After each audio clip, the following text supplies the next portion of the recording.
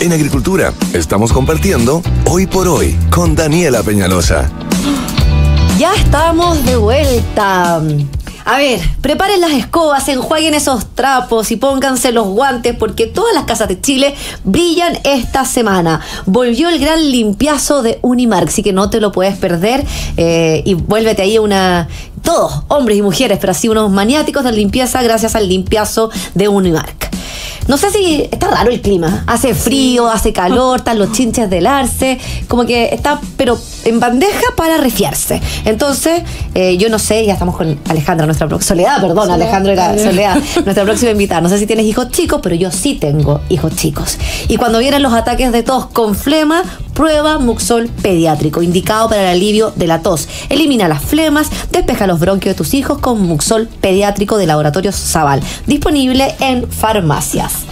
Bienvenida, Sole. Muchas gracias. Ya de la casa. Sí, estoy feliz de que me hayas invitado. Muchas feliz gracias. Nosotros. Estamos con Soledad Ortúzar, directora del Centro de Liderazgo Educativo de la Universidad del Desarrollo, con quien hace ya algunas semanas habíamos tenido la posibilidad también de hablar de temas de educación.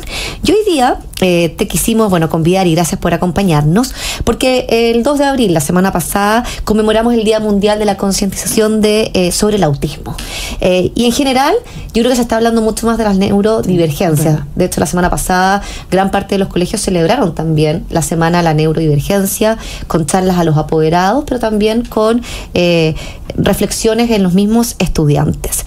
En ese contexto, Soledad, ¿cómo ustedes han abordado la temática de la inclusión, de la diversidad desde el Centro de Liderazgo Educativo?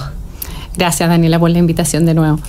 Esta es una temática que, como tú dices, ha sido relevada ahora en el último tiempo, y no solamente acá en Chile, sino que también en otros países a nivel internacional, porque efectivamente aquí lo que nos mueve en el centro es que, y lo que nos mueve como país, es que todos los estudiantes, independiente de su contexto, de sus características personales, de la posible discapacidad que puedan tener, en el fondo, aprender a altos niveles y desarrollar todo su potencial. Eso es lo que... y para eso, nosotros desde el Centro de Liderazgo, de Innovación en Liderazgo Educativo, hay un rol fundamental que juegan los líderes educativos, ¿ya? Para que se pueda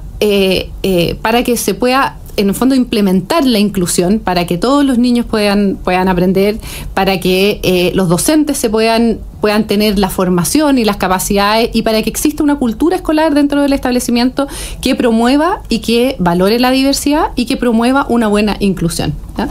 Entonces nosotros, de hecho, hace un tiempo hicimos un estudio acerca de la inclusión, y se relevaban como ciertos aspectos que son muy importantes. Entonces, uno que relevamos y que de hecho llamó la atención es que no hay a nivel de los distintos actores que participan en las políticas públicas, tanto a nivel central, a nivel de los establecimientos educacionales, no hay como una definición de inclusión que sea homogénea, ¿ya? O sea, y que entendamos todo lo mismo.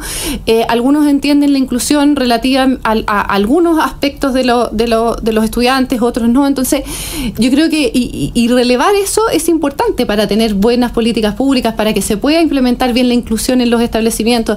Entonces, eso fue como un diagnóstico respecto de qué entendemos por inclusión. Y eso también a lo mejor se da dentro del mismo colegio. Puede ser que el director entienda algo, exacto, que los asistentes de la educación otra, que los profesores otra. Entonces, dentro de la misma institución hay brecha respecto de la definición o de cómo la vamos a gestionar. Porque al final lo importante de estudiar sobre las neurodivergencias, sobre la diversidad y llevarlas al contexto educativo es que podamos gestionar mejor el espacio de aprendizaje, tanto de contenidos como de desarrollo socioemocional, para que todos, independiente de la neurodivergencia que podrían presentar, que al final, como lo hemos hablado muchas veces, es que ese cerebro es distinto tal vez a la parte de la curva más alta donde están la mayoría de los cerebros, pero entonces hay que vincularse de una forma distinta, claro, para tener esa participación, ese aprendizaje y ese desarrollo.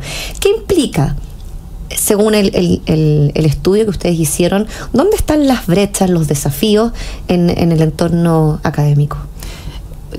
uno de los principales desafíos, y tú lo describes muy bien, es respecto de los docentes, ¿cierto? De cómo ellos entienden la neurodivergencia, de cómo, y hay una brecha respecto de la formación y del apoyo que necesitan los docentes. Entonces, en este estudio también se relevó, en fondo, como para poder apoyar de mejor manera la inclusión, y que si nosotros valoramos la inclusión en una comunidad educativa, bueno, necesitamos una cierta formación, necesitamos desarrollar capacidades, necesitamos también desarrollar una cultura de valoración de la inclusión, de altas expectativas para todos los estudiantes, de que cómo se traduce esa, es como tú bien dices, esas altas expectativas, esa creencia de que todos pueden aprender, cómo se traduce en los procesos concretos de enseñanza-aprendizaje. Los que lideran esos procesos son los docentes, y nosotros tenemos, ahora hay una mucho mayor, como tú bien dices, concientización, y hay de hecho una mayor valoración y una mayor motivación por poder hacer una buena inclusión, pero muchas veces falta esa formación. Nuestra formación inicial docente, donde aprenden los docentes, estamos un poco al debe. Se ha ido actualizando, ¿cierto? Pero muchos de los profesores que ejercen ahora en nuestras salas de clase, algunos de ellos puede que no hayan recibido una formación, quizás nada de formación. Y muchos buscan, formación complementaria, es decir, lo que no se encontró en el pregrado, en la etapa de la universidad, o a lo mejor muchos de ellos pueden ser técnicos, también podemos hablar de la educación inicial, antes del colegio, porque, claro, el profe se forma para entregar conocimientos y poder desarrollar, obviamente, todo un ambiente propicio para enseñar, para educar. Pero hoy, con tantas más herramientas, con tantas más también profesionales dedicados a las neurodivergencias, hay más diagnóstico porque se sabe más. ¿Cómo se enfrenta el profesor a eso? O sea, al final como que uno le pide que el profe sea todo. Sí.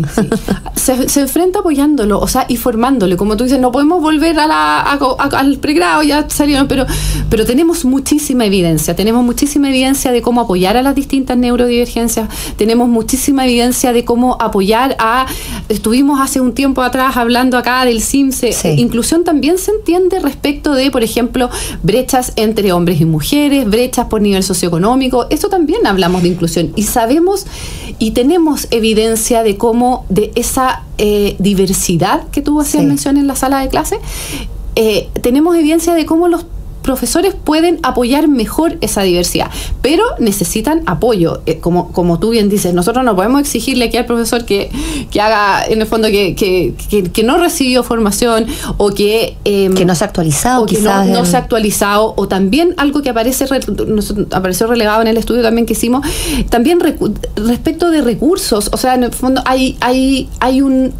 ¿cómo decirlo? Como en el fondo una diversidad, un número de alumnos, un número que una sala de clase podría tener diversa para atender bien a esos alumnos. Eso también tenemos evidencia. Voy a acercar un poquito más. Ya, perdón. Yo se lo acerco. Ya. Estábamos en vivo, todo para que... Ya. Bueno, oye, no sé si te escucho, pero... Sí, yo te escuchaba perfecto, sí. Y ahí también, Soledad, estamos hablando con Soledad Ortúzar, directora del Centro de Liderazgo Educativo de la Universidad del Desarrollo. ¿Cuál es el rol que tienen las universidades, por lo tanto, en la formación docente? Porque los profesores se están enfrentando a mucho. ¿Y dónde se entregan entonces esas herramientas? Tiene un tremendo rol, y ahí, como tú bien dices, sabemos mucho más ahora respecto de la neurodiversidad y de otras características de la inclusión. Sabemos mucho más acerca de lo que tú dices, de cómo el cerebro se va desarrollando, de cómo se aprende, ¿cierto? Y de cómo se enseña, porque por eso hablamos de un proceso de enseñanza-aprendizaje, ¿cierto? Entonces, si sabemos mucho más, entonces hay una responsabilidad muy grande de las facultades de educación, de las universidades que forman, de ir actualizándose en este conocimiento, una responsabilidad también en desarrollar una cultura de altas expectativas para todos los estudiantes, de entregarles las herramientas finalmente a los docentes para que puedan ejercer su rol, ¿ya? De entregarles las herramientas en su formación, y después entregarle, como tú decías, también la herramienta en términos de formación continua. No todo se aprende en las universidades, hay mucho que se aprende en la práctica, hay rol también de los mismos establecimientos educacionales de ir formando a los docentes, y por eso también tan importante el rol de los líderes educativos, ¿cierto? Sabemos que el aprendizaje a lo largo de la vida es cada vez más importante, entonces hay una tarea, ¿cierto?, de ir formando y entregando esa formación y también esos apoyos que requieren los docentes para atender a la diversidad de la sala de clase, entendiendo que finalmente no es toda la responsabilidad del docente, sino que hay una comunidad educativa que debe apoyar. Esto es un desafío grande. Es enorme. Así es que tenemos que estar a la altura, a todos los niveles. Además, yo, recuerdo post pandemia, cuando nos tocó trabajar mucho con los profesores, es la importancia tal vez de entregarles herramientas para reconocer tempranamente, no para atender, pero sí para derivar o generar la primera alerta. Esto puede ser respecto de salud mental, también puede ser respecto de sintomatología que uno pueda ver y diga, a lo mejor hay una neurodivergencia. También ese tipo de herramientas, porque muchas veces estos diagnósticos pueden llegar tarde. Las veces que hemos hablado acá, por ejemplo, con autismo positivo, ella, la fundadora, nos dice que gracias al diagnóstico de su hijo, que le diagnosticaron autismo, a ella también se lo diagnosticaron, pero ya muy grande, estamos hablando que ya estaba con su hijo. Recuerdo perfecto también gente que me comentaba que si el diagnóstico hubiese llegado más temprano, su hijo, que ya tenía 8 años o 9 años, habría a lo mejor aprovechado mucho más esos años de desarrollo. Entonces acá qué importante también que el profe, dado que pasa tantas horas con nuestros hijos, con los niños, niñas y adolescentes, pueda también reconocer algunas sintomatologías o evidencia para decir, acá puede haber algo distinto que necesitamos abordar de forma diferente. Exacto, los docentes tienen una labor ahí de identificar características de los estudiantes y de forma, como tú dices, y esto lo sabemos muy bien en educación, ¿cierto? Que mientras más temprano lo identifiquemos, el beneficio para los estudiantes es mucho mayor.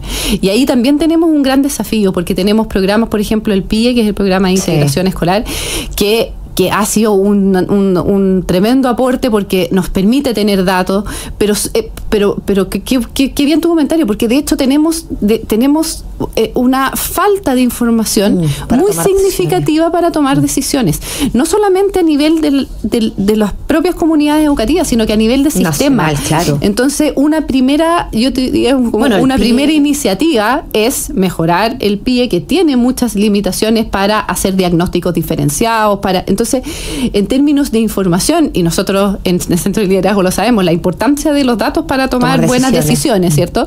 Necesitamos pero muchísimo más información respecto a la inclusión para poder tener buenas políticas públicas a nivel nacional y buenas políticas a nivel del colegio. ¿Ya? Y información de diversos actores, también de los padres y apoderados. O sea, necesitamos recolectar mejor y hacer mejor esos diagnósticos. Y ahí tenemos mucho espacio para mejorar. Por avanzar. Muchísimo. Y entender obviamente que todos somos parte de una comunidad educativa, que esto no recae solamente en los profesores, sino que obviamente de forma primera en la familia. Exacto. Y en un trabajo complementario y de la mano con los colegios. Exacto. Soledad, mil gracias por acompañarnos. Gracias a ti. Para ir terminando. ¿Ese informe es público? Sí, es público y lo pueden descargar desde nuestra página web del Centro de Innovación en Liderazgo Educativo.